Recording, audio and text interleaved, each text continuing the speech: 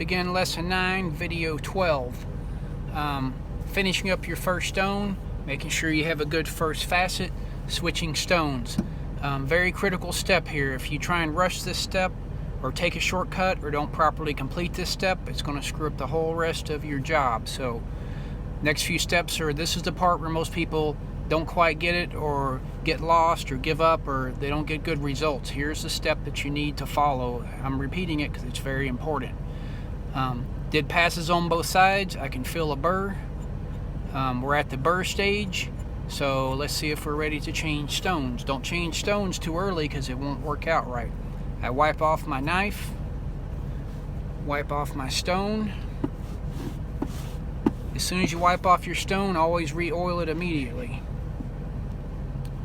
Never run a dry stone, never keep a dry stone. Again, about a 2-inch bead, plus or minus. Use your finger to wipe it all on there. Keep that stone oiled all the time. Put your oil aside wherever it's at. We're going to assess our blade right now. Always keep extra rags, like I said, to look at them. What are we looking for? We're looking for a nice, clean primary facet. One single flat surface that starts here, runs all the way down to the end, makes a tanto curve, which I'm making an angle, runs all the way to end. We have a good flat surface.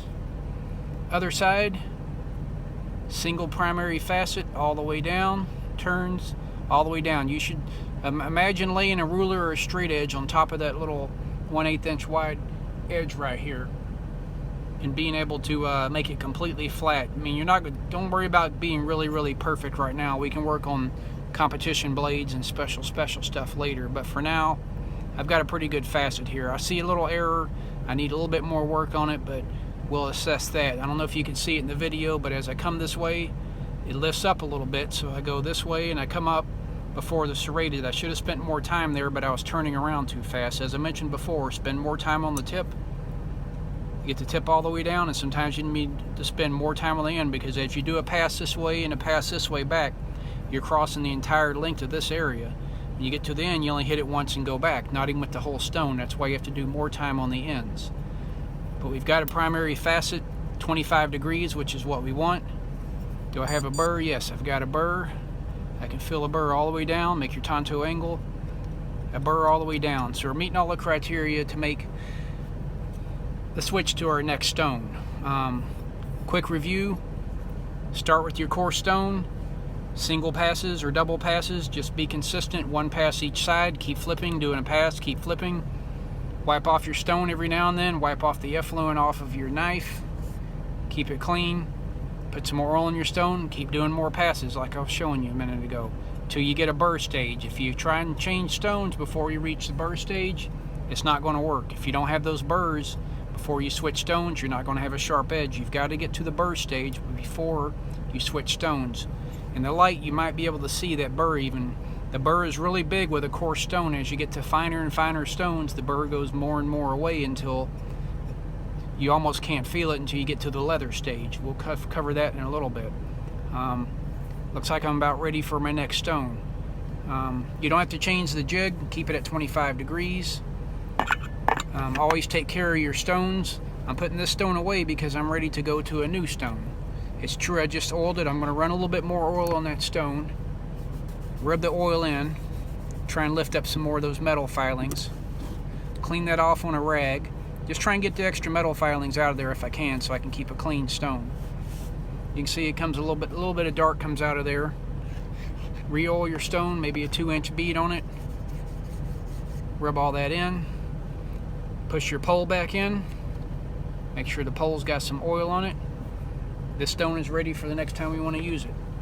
Get my Gatco kit. Put that stone away. Always move to the next grade finest stone. Don't try and skip them, because if you go from a real coarse to a real fine, it's going to take you forever. You're going to have an ugly edge.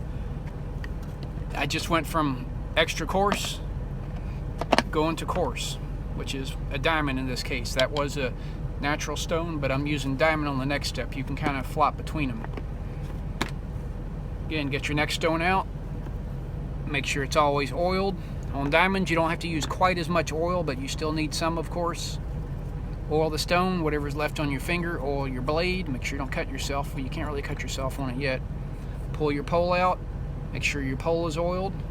And we're ready to do what we just did on the first stone with the second stone. Basically the same thing, but as you use finer and finer stones, it takes more and more passes to get the same effect because you're taking off less material with each pass. So you can imagine a 120 stone is taking off quite a bit with each pass, which is why you could see the metal floating in there.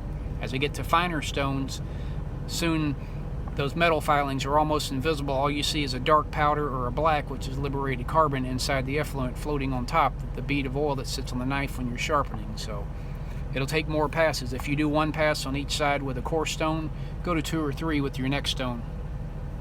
You can see it looks shiny here. It looks like it's okay job.